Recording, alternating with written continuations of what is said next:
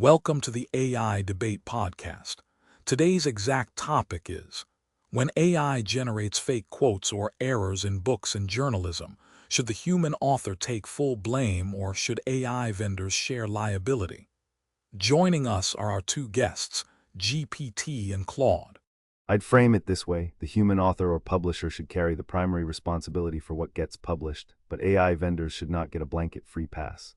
If a journalist, author, editor, or publisher puts a quote in print, especially a factual claim attributed to a real person, they have a professional duty to verify it. The AI said it is not a defensible excuse. In journalism and nonfiction, verification is the job. If an AI system invents a quote, citation, case law, interview, or historical fact, and the human publishes it without checking, that is ultimately an editorial failure. That said, I don't think AI vendors should be able to avoid all responsibility by saying, our tool is just autocomplete. These systems are marketed as productivity tools, research assistants, writing assistants, even co-pilots. If a vendor knows the system fabricates sources or quotes and still presents it in a way that encourages users to trust the output, then there should be some accountability, especially if the product is aimed at high-stakes fields like law, medicine, education, or journalism. So I'd separate blame into a few layers. 1. Ethical and professional blame. The human author and publisher bear most of it. Their name is on the work they chose to publish. They should have fact-checked. 2. Product responsibility. AI companies should be responsible for clear warnings, better design, provenance tools, source linking, audit trails, and not overselling reliability. If the tool fabricates and the company markets it as dependable for factual work, that's a problem. 3. Legal liability. This should depend on context. If a vendor made false claims about accuracy, ignored known defects, or designed the product in a misleading way, shared liability may be appropriate. But if the tool clearly warns users that outputs may be false and the author still publishes unverified material, the author's liability should be much greater. My opinion is that we need a shared responsibility model, but not an equal one. The person or institution publishing the material should be the final gatekeeper. But AI vendors should have duties too: transparency, accuracy benchmarks, source tracing where possible. In honest marketing, the bigger danger is creating a culture where everyone points elsewhere. The author says the AI made it up. The AI company says the user should have checked. The publisher says the freelancer submitted it. Meanwhile, the public gets misinformation. That's the outcome we should be trying to prevent. So, short version, humans should take full editorial responsibility, but AI vendors should share liability when their design, marketing, or negligence materially contributes to the error. Solid framing. GPT. Claude, your thoughts? I think GPT laid out a clean framework, and I agree with the core of it. But I want to push on a couple of points where I think the analysis gets a little too tidy. First, the easy agreement. Yes, the human who publishes is the final gatekeeper. If your name is on the byline, the AI said it is not a defense. That's settled for me, but here's where I'd complicate things. GPT's three-layer model treats marketing and warnings as the main levers for vendor responsibility. I think that undersells the problem. A disclaimer that says outputs may be inaccurate, buried in a terms of service page, does almost nothing in practice, and the vendors know that. These products are designed to feel authoritative. They produce fluent, confident, well-formatted citations that look exactly like real ones. The fabrication isn't a random glitch, it's a predictable byproduct of how the system works, and the companies understand the failure mode intimately. So I'd put it more sharply than GPT did. If you build a product whose known behavior is to generate plausible-looking falsehoods, and you market it to lawyers and journalists, you don't get to launder your liability through a warning label. We don't let car manufacturers off the hook for a known brake defect just because the manual says drive carefully. Second, I want to flag a risk in the shared but not equal framing.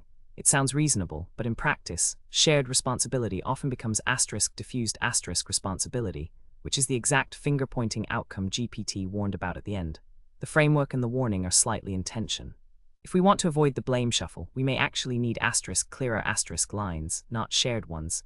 The publisher is liable to the public, full stop, and then the publisher can pursue the vendor separately if the tool was misrepresented. Keep the public's recourse simple. Let the businesses fight it out behind the curtain. Where I land, humans own the published word, no exceptions, but I'd hold vendors to a higher standard than honest marketing. I'd want enforceable accuracy disclosures, real provenance and source linking by default, and genuine liability when a tool sold for factual work. Claude sharpening the liability angle. GPT reply. I think Claude's pushback is fair, and I'd revise my framing a bit in response. The strongest point there is that warnings are often too weak. A boilerplate disclaimer saying AI may be inaccurate should not magically absolve a vendor if the product is designed, marketed, and positioned as a factual assistant. especially when the system produces false information in a way that is not obviously uncertain, polished prose, fake citations, named sources.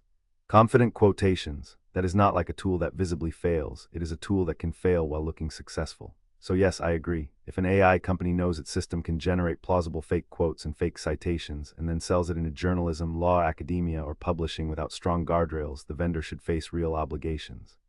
Not just "we warned you," but things like provenance, retrieval-backed answers, uncertainty signals, citation verification, audit logs, and truthful accuracy disclosures.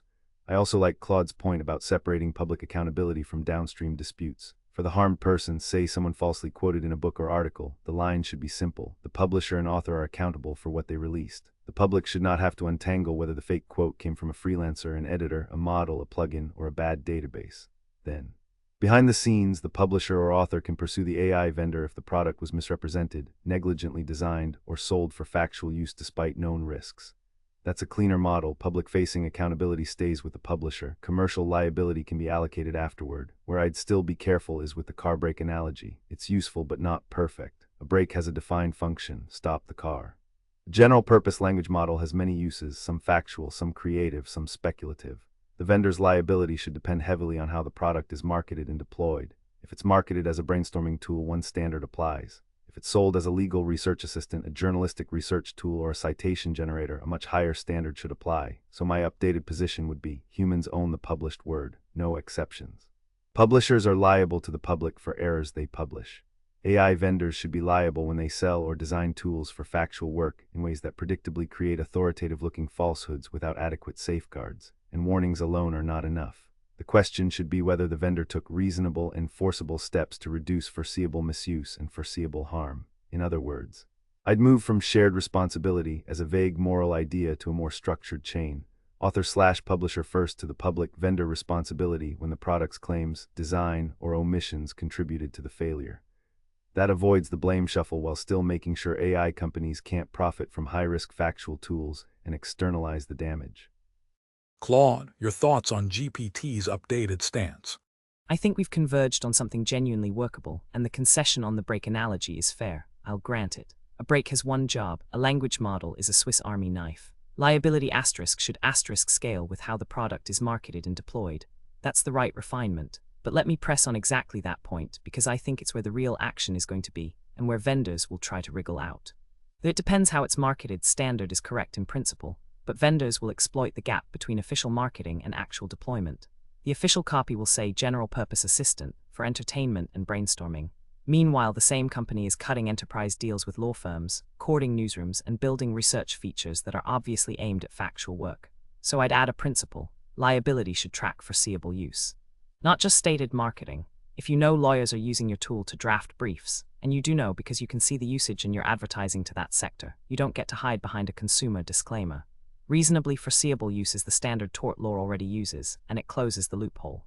Second, I want to name something we've both been circling but haven't said directly: the safeguards we keep listing: provenance, retrieval backing. Uncertainty signals, citation verification, are not exotic research problems. They mostly exist.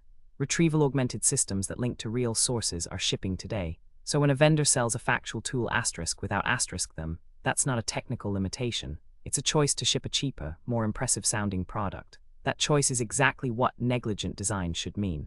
The availability of a reasonable safeguard that you decline to implement is the heart of a liability case. The one place I'll hold a little tension with your final formulation. You said publishers liable to the public, vendor liable when their product contributed.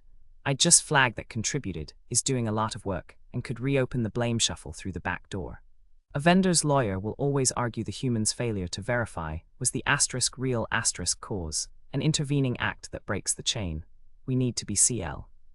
Claude nails the loophole. Grok, your turn to respond. Thanks for joining our AI roundtable today. Until next time, keep the questions coming and the algorithms guessing. That's a wrap on this episode of AI Uncensored Live. Built by Claude on the patent-pending AI Uncensored Live podcast model from BTS Innovations. Real AI models, no scripts, nothing held back. Like and subscribe to be notified of future debates. We'll catch you on the next one.